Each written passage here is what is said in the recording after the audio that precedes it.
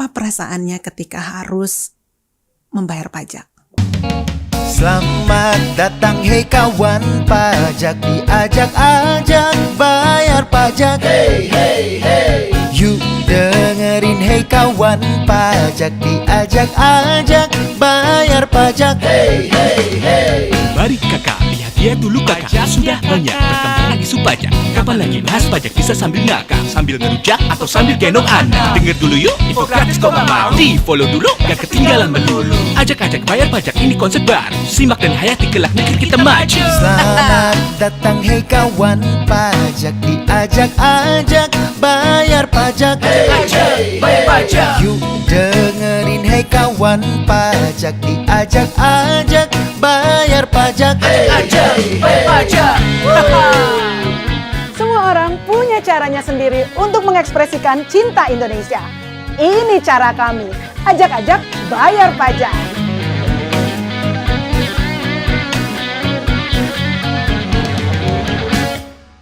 Hai kawan pajak, apa kabar? Semoga semuanya sehat ya. Dan kali ini kami akan kembali hadir di Ajak-Ajak Bayar Pajak. Dan bintang tamu kita sangat spesial hari ini. Siapa lagi kalau bukan seorang desainer muda yang begitu cinta mengangkat budaya Nusantara dengan brand Ikat Indonesia by Didit Maulana. Terima kasih Kak udah mampir ke sini. Sangat luar biasa, terima kasih ya mau berkenan hadir di podcast Ajak-Ajak Bayar Pajak. Nah, kita mau cerita nih di sini nih Mas Didit. Yang jelas kita melihat Mas Didit sangat luar biasa. Tapi nih, saya dengar Mas Didit ini tadinya seorang arsitek. Gimana sekarang bisa menjadi seorang desainer? Boleh cerita dengan kita? Nah, begini Kak Ani. Jadi zaman dulu sebenarnya kepengen banget jadi fashion designer.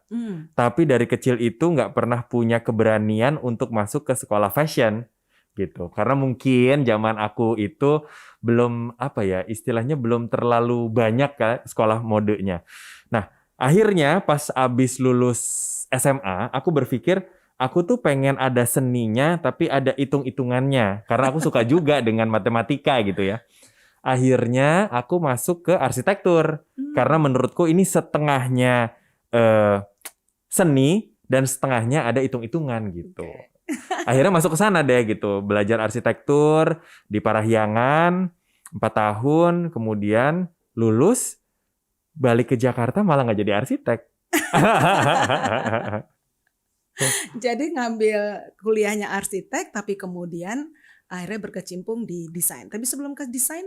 Nah, sebelum ke desain, lulus arsitektur, kerja di media dulu. Oke. Ya, kerja di media di bagian production, bukan presenter ya, di production selama 4 tahun. Kemudian abis itu kerja di perusahaan retail nih. Oke. Gitu. Jadi waktu itu udah mulai masuk retail fashion, tapi di bagian marketing and communication department. Oke. Gitu. Nah, dari dipercaya satu brand sampai akhirnya dipercaya 15-20 brand internasional untuk pegang gitu.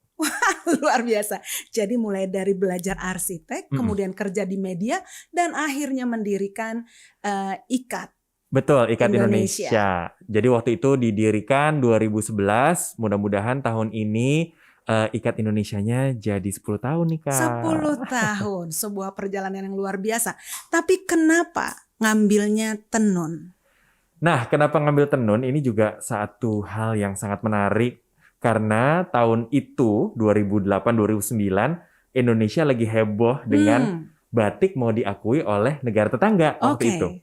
Nah, terus aku lihat waktu itu ya, banyak sekali anak-anak muda yang marah-marah di sosial media, ini gimana gitu. Sampai aku berpikir bahwa kita itu kadang karena terlalu punya banyak, jadi kita cenderung untuk mengabaikan. Iya. Take it for granted. Take it for granted. Exactly. Nah, akhirnya aku waktu itu berpikir, wah nggak bisa nih, generasi muda Indonesia harus tahu negaranya itu punya budaya apa lagi. Oke. Jangan sampai nanti kita jadi anak-anak muda yang telat nih, gitu, generasi yang telat gitu. Akhirnya aku lihat, oh oke, batik udah aman karena waktu itu sudah mendapatkan pengakuan ya dari internasional. Kemudian aku berpikir apa lagi ya? Oh iya, anak muda harus kenal tenun ikat gitu. Jadi waktu itu 2009-2010 aku riset dulu nih Kak. Riset tenun ikat. Wah kayaknya keren nih ya kalau dibikin ready to wear buat anak-anak muda gitu. Iya. ya udah, jadi mulai dari situ akhirnya aku bikin sih label Ikat Indonesia dan memang fokusnya di tenun ikat. Tenun ikat. Berarti seringnya kontak langsung dengan para penenun di Indonesia dong? Betul. Ada kisah nggak sih gimana ketemu sama pengrajin-pengrajin tenun Indonesia? Wah, itu perjalanan proses yang tadinya untuk pekerjaan, tapi akhirnya kita banyak sekali mendapatkan ilmu tentang kehidupan. Oh, Jadi waktu itu aku berjalan ke Sumba, ketemu mama-mama penenun di sana, kemudian ke Bali, ke Jawa, sampai waktu itu ke Maluku juga, ke Tanimbar gitu ya. Jadi aku berpikir bahwa awalnya waktu itu pengen mengenal mereka karena ingin Bisnis. melakukan bisnis, hubungan bisnis. Tapi akhirnya kita menjadi saudara. oh, Kita menjadi dekat sekali. Kayak kemarin ada beberapa bencana di beberapa daerah, kemudian saling mengontak, saling Iya. bertanya kabar gitu. Dan memang akhirnya mungkin inilah yang memang menjadi purpose of my life, Oke. yaitu sharing, nggak cuman sharing secara bisnis, tetapi juga sharing hal-hal Human, ya lebih ke humanis. humanisme, lebih ke bagaimana cara istilahnya apa ya, kita mendapatkan banyak perspektif ya dari Iya. teman-teman perajin ini gitu. Jadi awalnya melihat bahwa ini adalah kekayaan Indonesia, don't take it for granted, kemudian mulai mendekatkan diri untuk business purpose dengan para pengrajin, tapi kemudian malah kena ke hati ya. Wah, Betul. sangat luar biasa Mas Didit. Nah, kalau seandainya pasar di Indonesia sendiri untuk tenun ikat ini gimana Mas? Nah, Indonesia ini juga termasuk satu pasar yang sangat menarik ya untuk dieksplorasi Kak, karena memang kita ini sebenarnya adalah satu market yang gampang untuk diarahkan Oke. gitu. Jadi dengan influencer yang tepat, tren yang tepat, maka akan menjadi satu cycle bisnis yang memang trennya itu bisa kita atur gitu. Nah, jadi memang bertahun-tahun dengan memasyarakatkan tenun ikat, berteman dengan para influencer yang membantu untuk mengkomunikasikan ini, kemudian message-nya nyampe ke anak-anak muda. Oke. Sehingga anak-anak muda sekarang pengen pakai tenun ikat karena si A pakai, si B pakai gitu. Jadi mereka pun juga sekarang sudah terbiasa dengan itu, dan sekarang juga banyak sekali brand-brand dan desainer-desainer muda yang menggunakan tenun sebagai bahan dasarnya gitu, dan Oke. menyenangkan melihatnya. Iya, dan tentunya ini adalah harta ya. Ini adalah budaya, warisan budaya Nusantara yang harus kita lestarikan Betul. gitu. Nah, kalau aku lihat nih Mas Didit sebagai anak muda Indonesia gitu ya, melihat potensi Indonesia, kemudian mencoba untuk mengangkat. Jangan, kalau kita nggak mau mengangkat Indonesia terus siapa gitu kan. Nah, sekarang di masa pandemi ini nih Mas Didit, gimana kondisi bisnis? Kalau ditanya refleksi 1 tahun ke belakang, itu pasti pertama adalah bisnisnya hancur-hancuran. Oh, Karena pertama kali pandemi itu kan masuk ketika kita udah mau masuk bulan Ramadan ya, iya, gitu. Nah, untuk para retailer biasanya bulan Ramadan itu adalah saatnya mencetak angka sales, betul. gitu. Nah, tetapi tahun lalu kita miss semuanya gitu ya, bahkan minus gitu, dan memang harus kasih THR juga. Jadi Betul. tahun lalu itu adalah tahun awal-awal itu adalah yang masa adaptif yang sangat menjatuhkan mental. Nah, kemudian tapi pelan-pelan di bulan ke-6 setelah itu kita melihat opportunity, kemudian Oke. kita berdoa, Iya.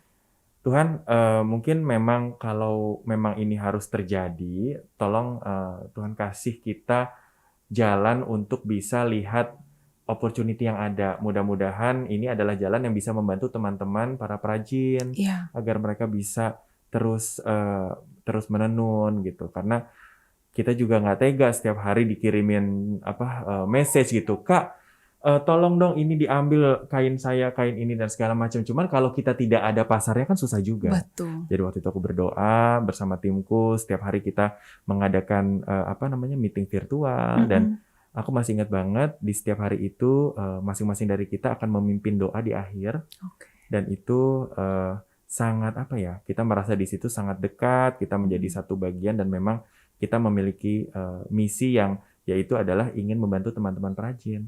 Iya. Nah, kemudian abis itu ada satu ide untuk membuat beberapa merchandise, dan merchandise itulah akhirnya yang bisa menyelamatkan si brand Ikat Indonesia dan juga mengajak teman-teman perajin kita agar aktif berproduksi gitu. Wow, Sampai luar sekarang biasa. happy banget. Oh, saya dengernya aja happy banget. Nah, nih kalau di podcast Ajak-Ajak Bayar Pajak, Mas Didit, kita memang senang sekali untuk tidak hanya bercerita tentang pajak, tapi juga tentang gimana perjuangan seorang pemuda Indonesia ya, yang itu tadi jalan cerita mulai dari arsitek kemudian menjadi desainer kemudian terkena pandemi tapi trying to survive. Nah ini kan semangat yang harus ditularkan kepada semua anak-anak muda, kepada semua kawan pajak tentunya. Nah Mas Didit, ini kan katanya Ikat Indonesia sudah hampir 10 tahun ya.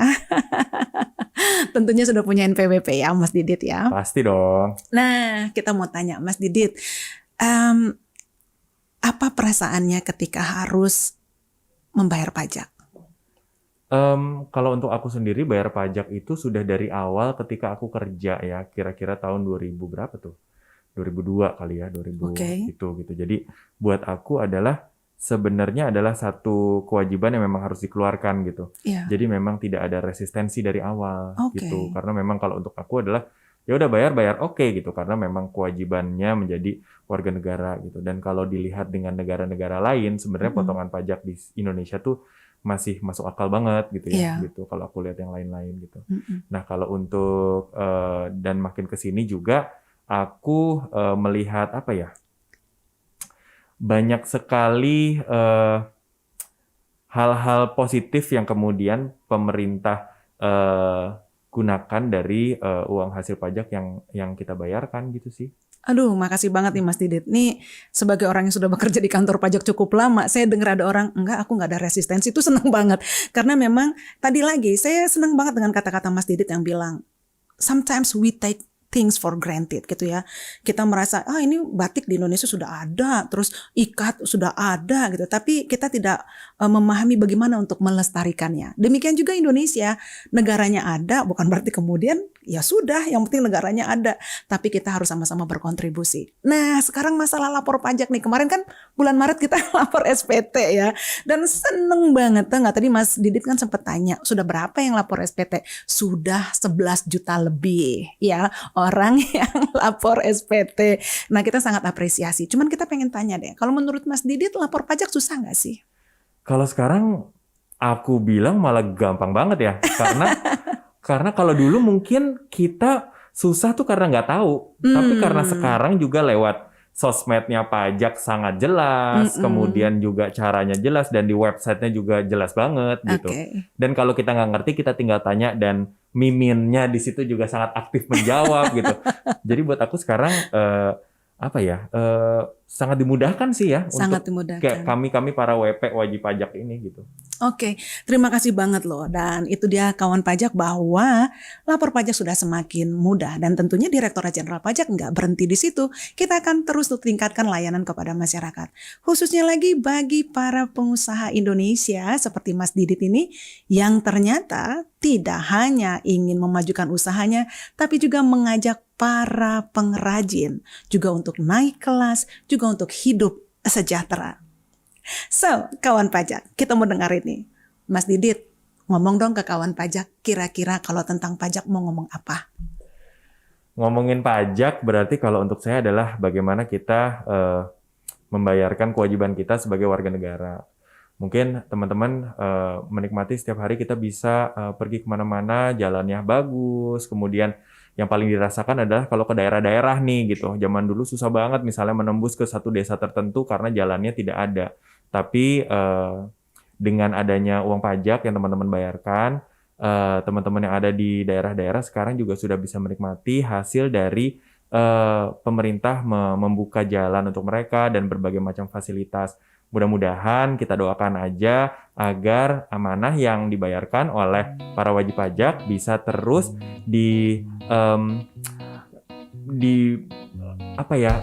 diaplikasikan oleh pemerintah menjadi manfaat bagi kita semua.